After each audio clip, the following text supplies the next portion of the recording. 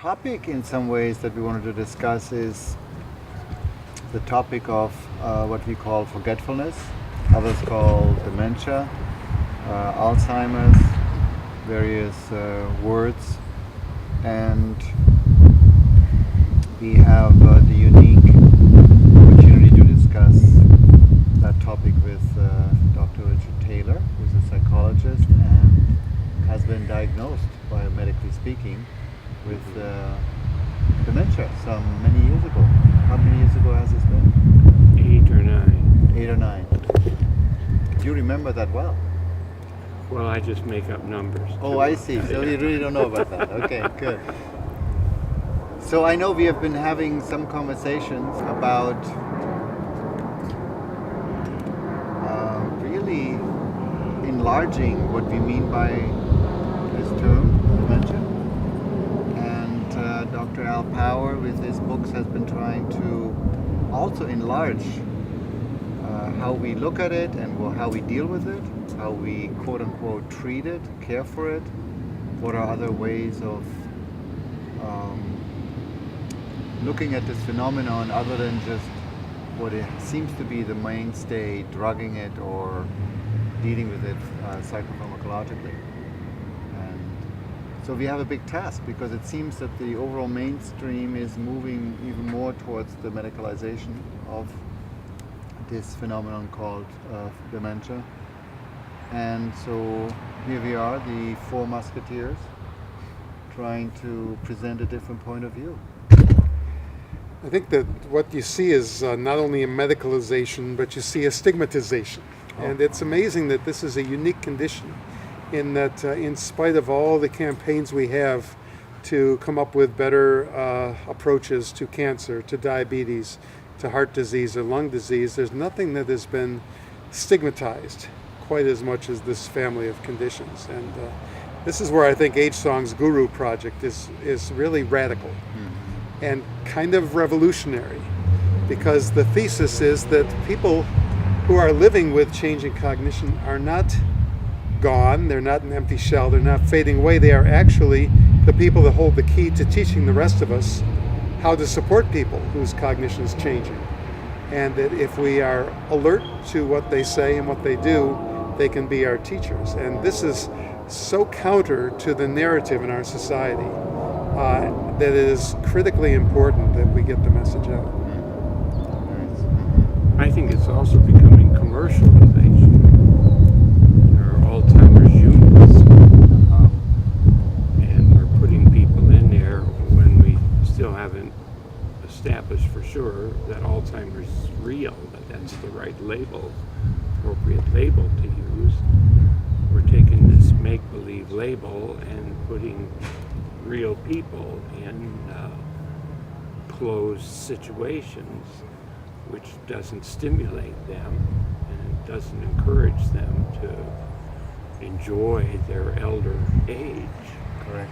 Yeah. Yeah, I think there's a sense of fear, and because these conversations aren't happening on a global level or enough, that people are questioning why we are going into these systems, why is this okay or not okay?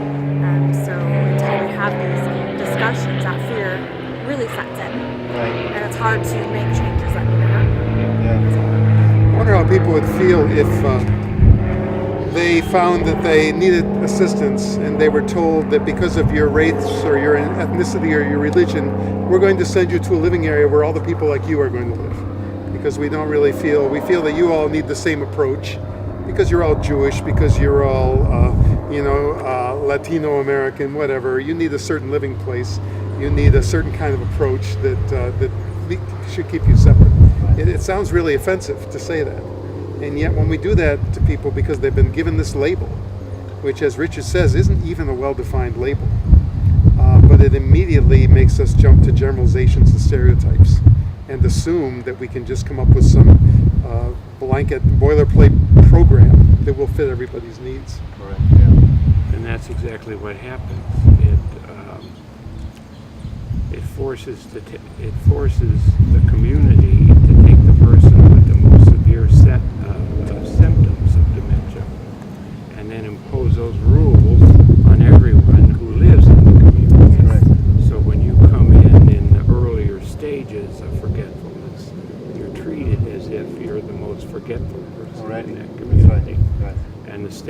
trained to meet that need. And over time, I think people just slip faster to that level because they're not challenged to be all they can be. And I think that understanding is actually what makes us at AgeSong sometimes not even announce the diagnosis that people are coming into our communities with, because it predetermines often how I then will see the person. So the idea is why we are calling it forgetfulness is, again, not to stigmatize, as Al says, and also after 20 years of being in the care community, I really find that we need to separate the language of cure, which uses terms such as dementia and Alzheimer's and Lewy body and frontal and all of those medical terms, and care. So from a care point of view, I actually do not want my care partners or the interns, psychology interns, social workers to have these labels that in some ways dehumanize the person and predetermines in some ways how I will look at you. And then I am not curious any longer because I've already mentioned, oh, you are this, and therefore since you are that, I'm going to be caring for you in that way. And that to me is very damaging. So I cannot meet you fresh. I cannot meet you unbiased and open, but rather already have a whole host of ideas of how you should be. That's where the word stigma comes from. It's a mark of shame that's given to people, and there's stories in the Bible and other places where people are given a mark because they have some horrible past, and there is this funny thing that happens with that language you're talking about. When we start talking about the war against dementia, defeating dementia, and create this stigma and fear, there's a funny thing that happens, and that is that stigma jumps from the illness onto the person. And often it not only causes us to demonize the illness, but to demonize the person who, unfortunately, we can't make the illness go away. And so this leads to all these subtle ways that people become even less human in our eyes. Caused sometimes the most by the people who are meant to advocate for those people. We have this kind of thing that backfires on us. Yes, exactly. Yeah. Many assisted living communities have an Alzheimer's unit too. Right. And when you talk to people who have moved from the assisted living to the Alzheimer's, no one ever comes over to visit them. It's Right. as if there's a moat around the Oh, yes. Alzheimer's. You don't want to be associated with that at all. Right. And they're not allowed to cross the moat back into it, and people don't exercise the freedom to go visit them. That's right. I've been working with a community who is interested in my ideas about not segregating but integrating people with forgetfulness into the larger communities where they live, whether it be assisted living or whatever. And they were very interested in it, but when they brought it to the people who lived there, there was a lot of resistance and a lot of fear of the people in that building going to be living with the rest of us. And I explained to them, you caused this. By putting them in a separate place to begin with, you have convinced people that these are people that should not be living with you. And now when you try to undo it, it is even more difficult because you actually feed that stigma and fear when you start to separate people. Yeah. In their minds, they think that we can't be trusted. Right. What if we come into your room and steal something? Well, there's also the look. I mean, I know sometimes when we talk to our outreach people, they find it difficult when they tour a community that there's someone who might not quite eat in the normal way anymore. It doesn't look so good, right? So one of the conversations I often have with our team is to say, imagine the amount of anxiety it creates when you have different wings, and how much you want to try, in all likelihood, to hide that there's anything going on because you're afraid that somebody else will find out that you are not quite as sharp anymore or as whatever. And imagine that arbitrariness and the anxiety that you live with every day. Is it today me that somebody will say, excuse me, I think it's time for you to go to the red wing or the blue wing or whatever. I mean, that just is almost like out of some bad science fiction movie. right? I mean, that kind of segregation. That's one of the things, one of the educational pieces I often use with other residents or family members who are fearful of having an integrated living area is, would you, if you became a little more forgetful, would you want us to pack you up and move you somewhere else to disrupt all the relationships and friendships you have in this place just because your abilities change a little bit? And wouldn't it be nicer if you could stay there? And the familiarity is a big thing.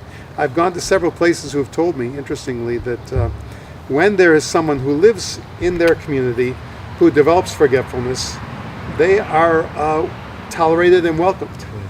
But when they're a new person moving in with a pre-existing label, Right. then there's a lot of fear and resistance. So correct. knowing the person is really a key Yeah, that's right. to understanding them. Having a relationship with them, exactly. Yeah. Imagine being the only one eating in the back dining room Yeah. Yes. while everybody else eats out there Yeah. because you're sloppy. Yeah. Imagine it. Yeah.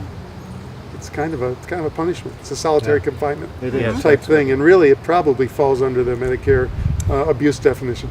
Yeah. It do both. does. Mhm. To It isolate would. people. If you want to find out who to stigmatize, it's people who eat over there. Yeah. Right. Yes. And so to remember that all of us at one point or another could be in a wheelchair, could become forgetful, are forgetful already, can have various conditions that, if you don't pay attention, might lend themselves to segregation.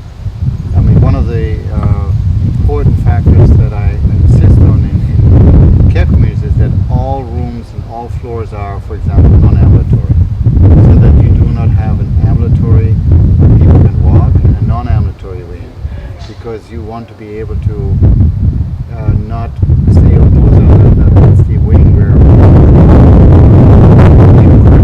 or the cripples or whatever can be. So to really create that integrated community where all of us can then age in place, literally.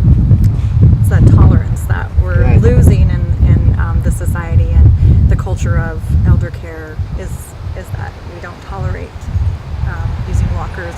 We Yes. don't tolerate having wheelchairs in the dining room with somebody. We don't tolerate forgetfulness Yes. in this area that we live in, and we also don't tolerate staff with tattoos. Yeah. Yeah. When it goes to it. So there's a broad picture, and this is an issue. Yeah, that is a big issue. I think why many people move into assisted living so they don't have to deal with those people. Yes. That might be true, yes. Interesting that we talked a bit about nursing homes. We talked about assisted living and Yeah. how there can be a so-called Alzheimer's unit in different places. And I guess it's important to mention that while these communities may have these practices, the institutional view of dementia really does not have walls or windows. It can happen in the community. It can happen in any living environment where the stigma, the isolation, the fear become magnified. And it could be in a public restaurant where you're told that you can't eat. That's one of the things, one of the gentlemen who started the disability rights movement 40 years ago, I met at a conference, and he had a friend who had a developmental disability, and they were told they couldn't eat in a restaurant because of the way his friend was eating his food. And his concern about his friend's situation was what led him to become a campaigner for rights for people with different abilities. Amazing. So it happens everywhere. It doesn't just happen in a formal, elder living environment. Absolutely. Right, right. Yeah. And I think people are naturally inclined to cover up in the early stages of forgetfulness. So it's a slippery slope then, as they sense more and more pressure from people outside, or more and more negative looks and glances. Right. They try harder and harder and fail more and more. Right. There is, what we talk about often with our students here in psychology, is another paradigm, another way of looking at human beings, which allows for more of a diversity, inner and outer diversity of states. So rather than looking at human beings as having a singular identity, we have multiple identities. So I am Nader on the one hand. I'm still sometimes a 2-year-old. I'm the teenager. I'm an older person. I'm sometimes sometimes not very aware, sometimes I'm very aware, sometimes I'm lacking or I'm not finding the words. So I'm an erudite person, I'm also a silly and not quite together person. So all of these are parts of myself. Sometimes I'm artistic, and then I'm not at all, and I'm intellectual, and then I'm feeling. So the more I see myself as being a person that is composed of just an incredible amount of different parts, then the more I can actually allow for diversity outside as well. Or diversity outside that I accept also allows me to accept my inner diversity. Right? So then I don't have to say, oh, those people are way too intellectual, because I know I'm also at times an intellectual. Or they are way too feeling. My God, they're just so feeling. No, I'm also sometimes very feeling. Or they behave like teenagers. Yeah, that's true. I'm sometimes behaving like that as well. I'm sometimes completely lost for words. Oh yeah, that person too. So so that in some ways that idea would be, or this kind of way of thinking would be, that the moment I have an issue with anybody outside, that's actually an issue because I haven't been able to accept that part in myself. So a hypercognitive society, for example, when we talk about dementia, that is so intent on valuing cognition above everything else, is got to be really afraid to deal with non-cognition. Right? That's why we also, for example, in our culture say, oh, you're so emotional. And we actually make that a bad comment, right? Rather than, you're in other cultures, if you're not emotional, my goodness, there's something wrong, right? And so anything that is not like crisp and sharp and precisely stated means you're a little bit less. Which also then goes back to how we have tested the IQ. IQ testing in the 30s was basically a memory test. If you remembered 50 mostly very obscure words, then you were very bright. You were 200 or whatever. So it's a memory test, actually. We don't deal very well with nuance and with gray areas, and this is hard work, caring for people, with changing cognition. And I think it's human nature to try to look for algorithms and formulas and some nice black and white rules we can follow. That's our tendency. And to look for nuance and to be flexible to the needs of the individual takes time. And unfortunately, our approach, to this family of conditions is a systems approach. And systems approaches are not flexible. They don't recognize nuance. They try to tell you that the task is more important than the person. And they even reimburse you and regulate you that way. And so this is a real fundamental values conflict, in that the system we've created to support such people is intrinsically anti-humanity. It's true. Very well And the said. systems don't like people like us who are more abstract and thinking outside of that and thinking internally the way you're talking about yourself and the different levels of who you are. Right. Because that challenges the system at hand and breaks it down, which is ultimately what it needs. It's a breakdown. We're always looking for a good fit. Yes. Where will you fit in?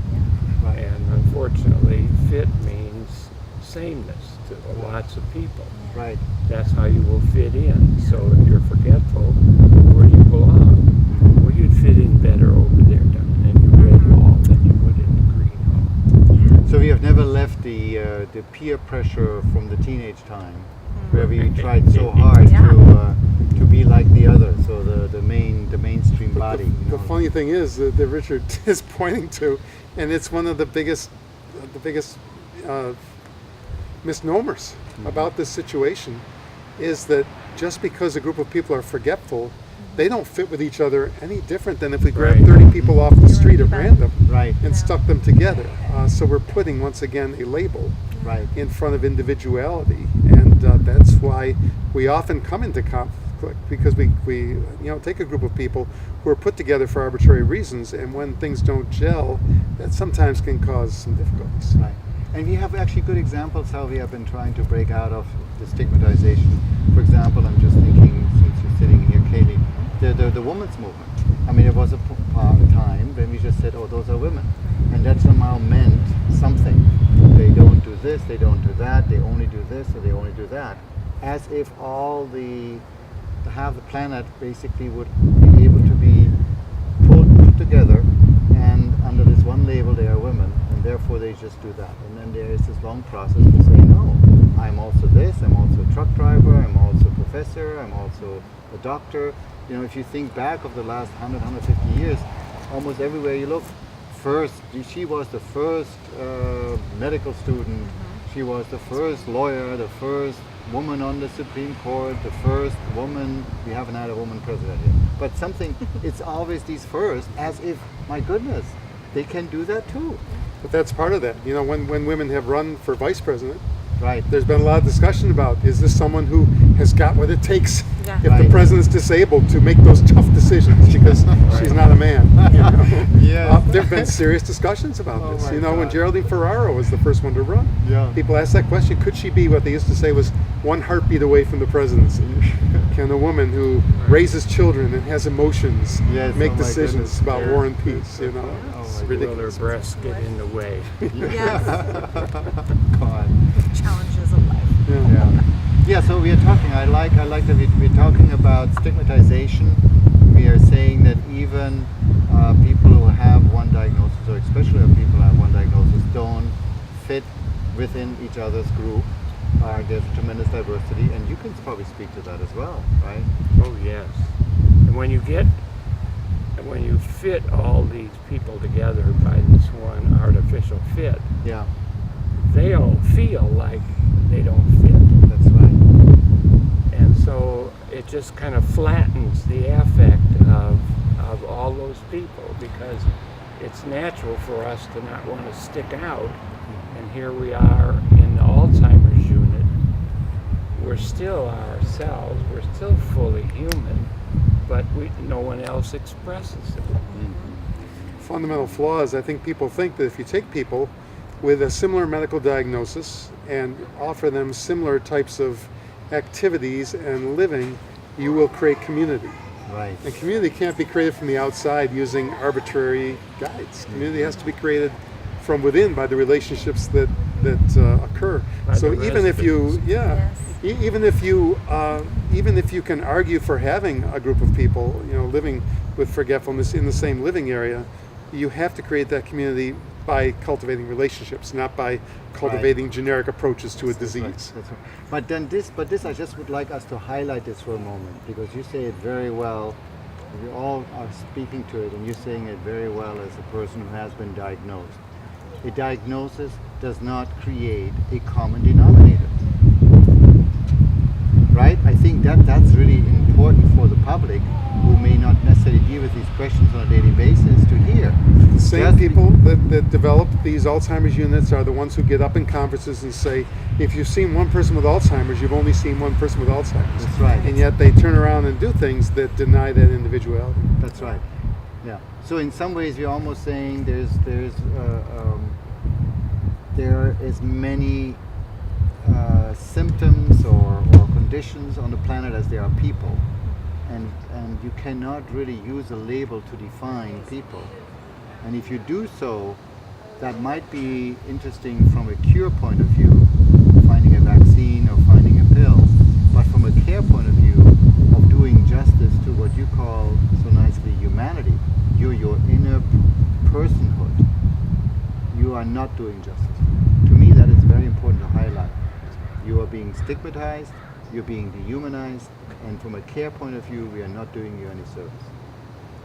And I think that needs to be a message that's out there, because we're building more Alzheimer's units by the day, and we are speaking ever more forcefully about this wave, tsunami of dementia, as if they're all the same people, as if you could tell you have dementia, you don't, or whatever, you know. This is the real crisis that's upon us. The crisis is not that there are going to be 3 times as many people living with forgetfulness or cognitive change in 2050 as there are today.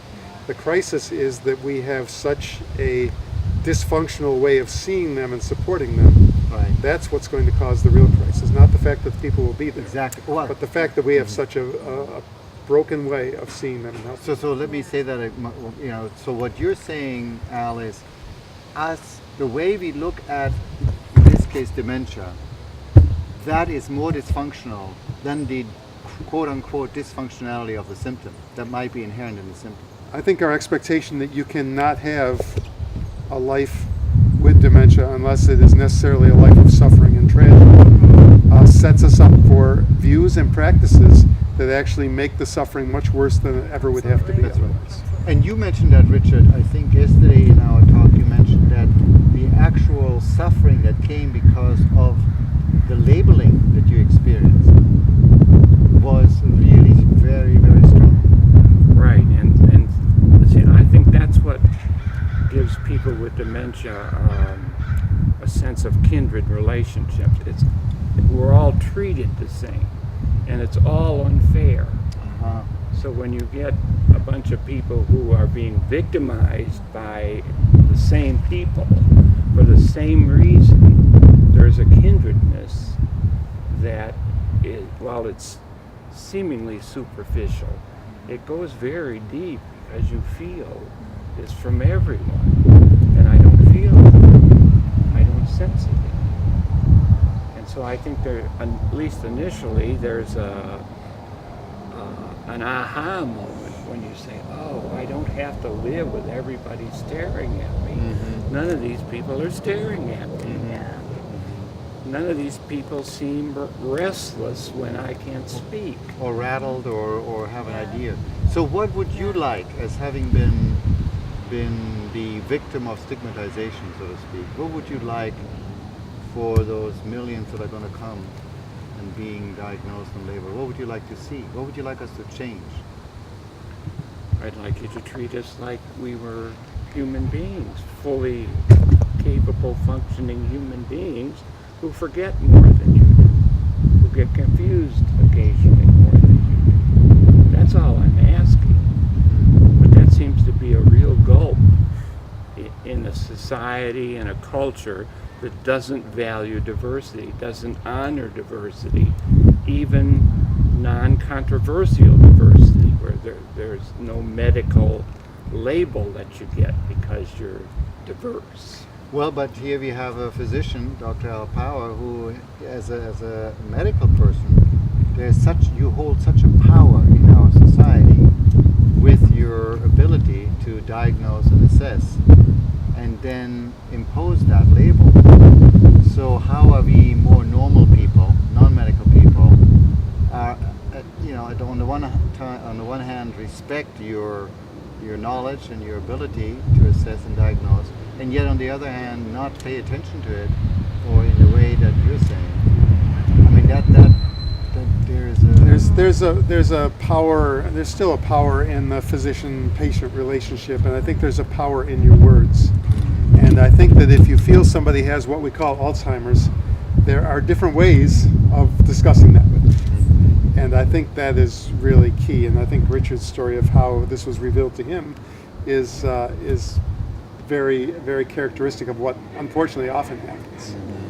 And I'll leave it to you to describe what was the shortcoming of your diagnosis being shared with you.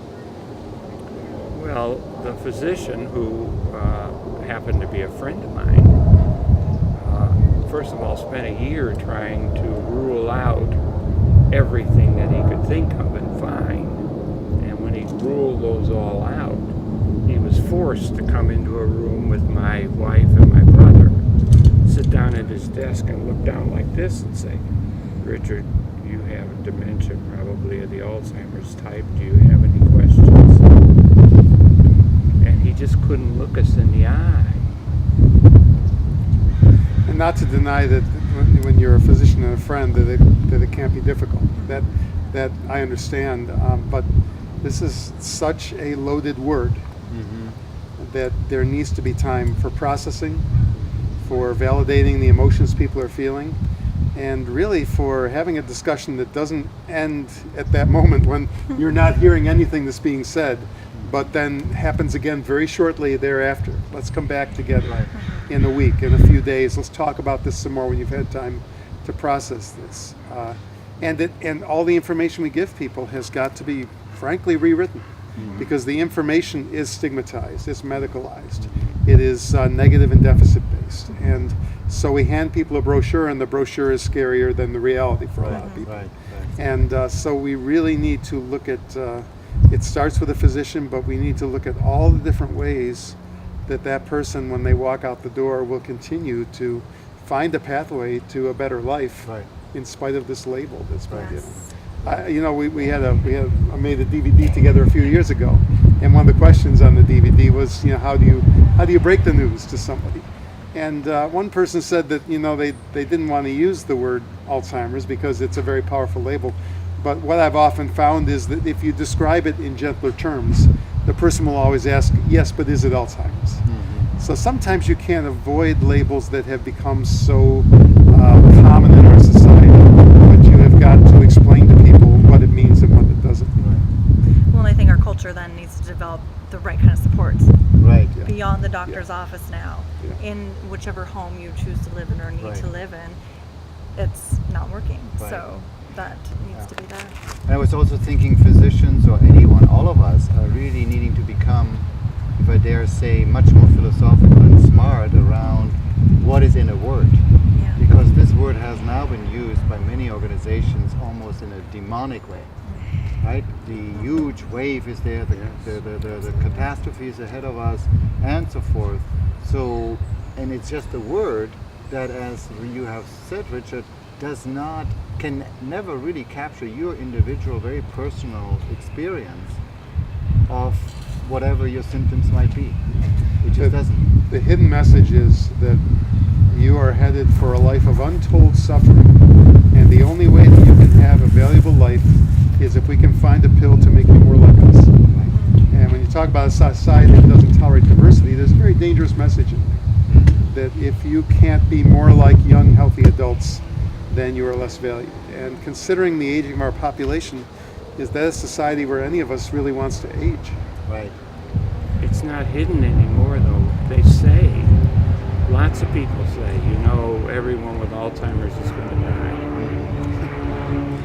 They emphasize that we're in a race to see if we can have the highest number of deaths attributed to Alzheimer's. They remind you that we've gone from 5th to 4th to 3rd in number of deaths, as if no one else died. Yeah. It's absurd, but it's real. It is like a demonization, and I don't know, this might be a very strong comparison, but I'm thinking of, for example, how during the whole Nazi time, Jews were demonized. And it was basically just a word, right? Because there were many, many Jews that looked very German, but they just happened to have that label, Jewish, and suddenly they find themselves exactly segregated in concentration camps.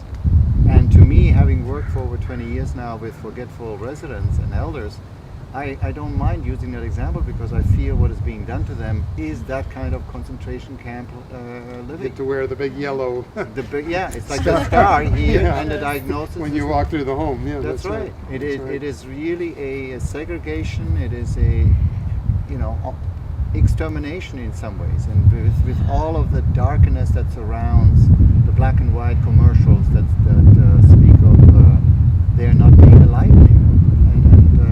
And Dr. Taylor is here to speak otherwise. Really, these statistics Richard talks about are a numbers game. And I believe Alzheimer's has always been with us, but Alzheimer's has been unmasked.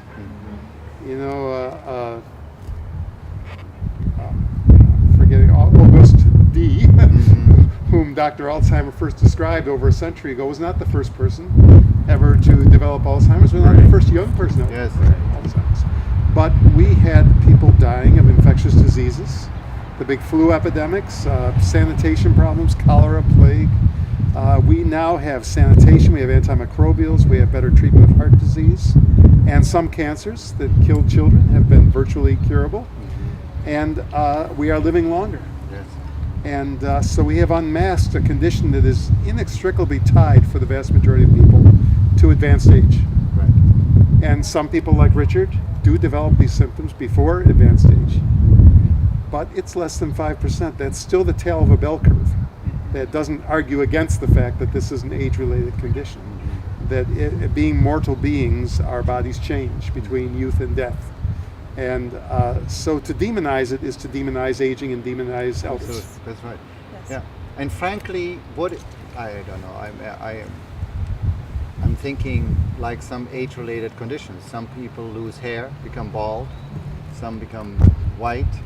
Some, walk a little bit differently, etc. Trouble with your sight. Some people have have sight. perfect vision, and That's other right. people Exactly. have cataracts. And Right, and actually not being able to hear in some ways is from one point of view also quite a difficult condition to have, depending on what you do, right? And being blind is a difficult condition. I mean, all of these other conditions, and yet we don't demonize it as Yeah. much, right? Right. We need to find those connections. Some people say, well, no, Alzheimer's is much more extreme than that. But we need to be able to say, okay, maybe it's different, but I can begin to relate because I have this situation and I know a little bit what it's like. Right. Not exactly, but a little bit. And the gentleman I talked about, Richard Parmenter, who was one of the disability advocates, Yeah. even though he did not have the so-called cerebral palsy that his friend had, he had hearing loss due to his Vietnam War experience. And so he was able to take his difficulty hearing and translate his difficulties to the difficulties this gentleman had and the stigmas he had, and say, okay, I can begin to appreciate what my friend's going through. Right. And this is something that could happen to a lot of us if we're not careful. Right. Cognitive differences are so personally threatening other human beings. Look at how look at what we did to people with Down syndrome. Oh yes. And so you stare sometimes at physical disabilities, but at cognitive disabilities you pull back. I'm not afraid I'm going to be that, but if it's a cognitive disability, it's very unsettling if I can't predict your behavior the way I can predict his behavior. And to me, that is so much talking about the dominant culture, because I know other cultures for whom that kind of Of course. cognition is not at all such a big deal. Of course. I'm also using again the analogy from the Nazi time. The Nazis who were so hell-bent on producing, this is how Hitler wrote about it in his Mein Kampf, these perfect athletic type soldiers and people.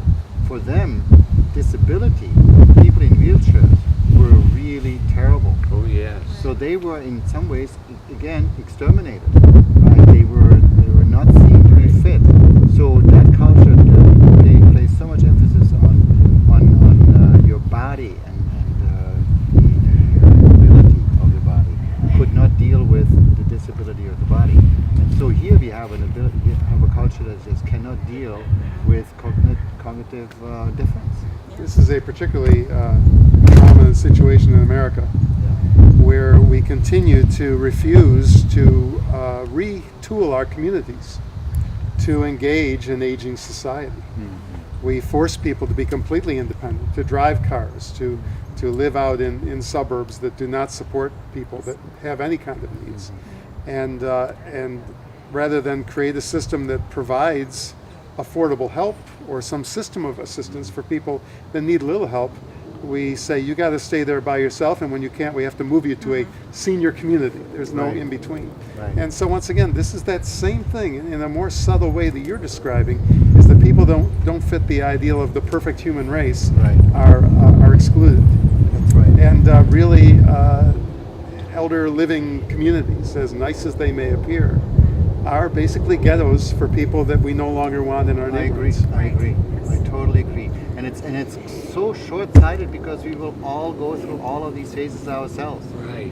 And that's what I meant earlier when we have a concept that I also have the older person in me. I also have the person in me that doesn't think and whatever. Then I would be much more accepting of all that is around, because I will see one day I will be him or her, right?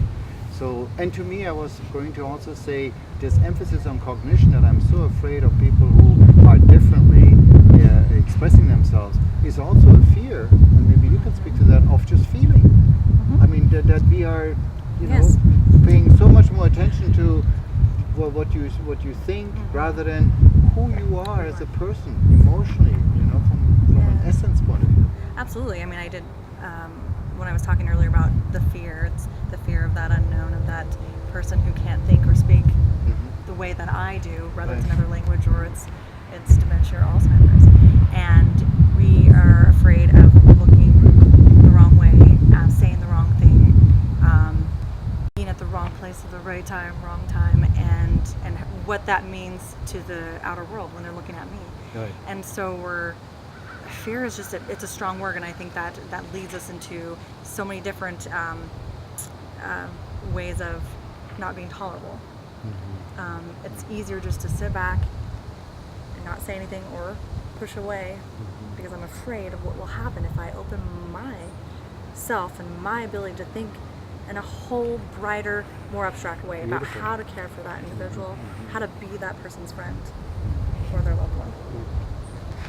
Nader, you're the philosophy professor, former professor, but I go back to Descartes, who said, "I think, therefore I am." And I think a lot of people feel that if you do not have the same cognitive powers, that maybe you don't exist as a person. Yes. Right. Maybe you can give a little more philosophical construct to that idea. Yeah, I mean, poor Descartes, of course, has been blamed for a lot of things.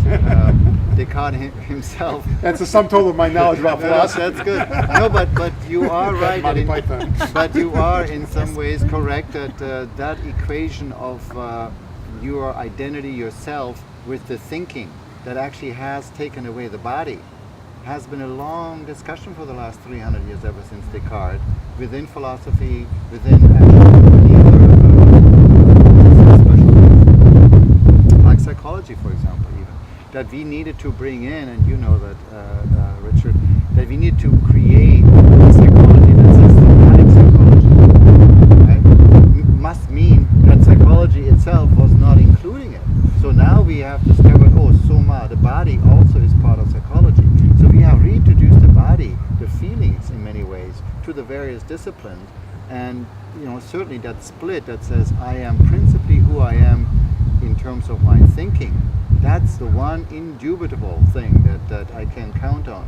That to me is very fallacious, right? It completely didn't, and it's a very patriarchal way of thinking as well, right? It denies all the female and all the other sensibilities that come with just the body. And that's a huge barrier to understanding, because many people who lose easy access to memory retrieval or to words and verbal communication then will use that emotional self to process the world and to express themselves. And if we are so stuck in the hypercognitive realm that we only look for the logic of their words as we see them, then we miss tons of communication which are being given to us very clearly, but on a level that we're not seeing. That's correct, very much so. And we have all these studies that many people now know as well, that the verbal, in terms of our verbal communication, over 90% is nonverbal. So we actually don't really pay much attention to what we say.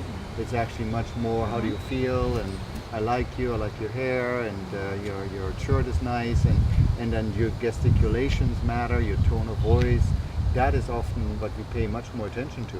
And this is why most of us don't remember a word of what we said tomorrow, right? Because we just remember it was a little chilly, it was a little this, the sun was there, and it was nice to see Kaylee, I think. We can play the DVD. Yeah, we can play the DVD. There we go. Good thing you have that on tape. That's right.